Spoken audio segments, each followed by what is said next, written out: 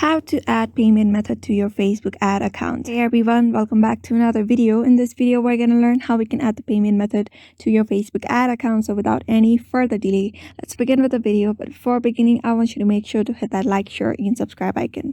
So first of all, you need to log in into your Meta Business Suite account.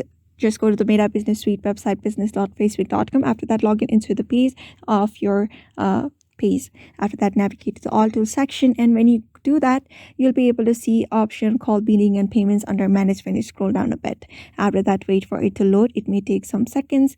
After it is loaded, you'll be able to see this kind of interface on your screen. So what you're going to do is, you can see this account section. You will be able to see the accounts that you've added, and under payment methods, you need to go under payment methods, and here you should be easily able to see this add business payment method option.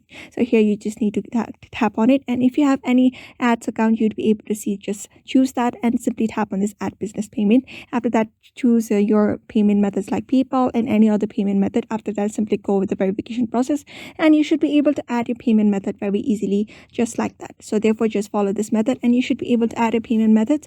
So I hope this video was helpful to you, and thank you for watching this video.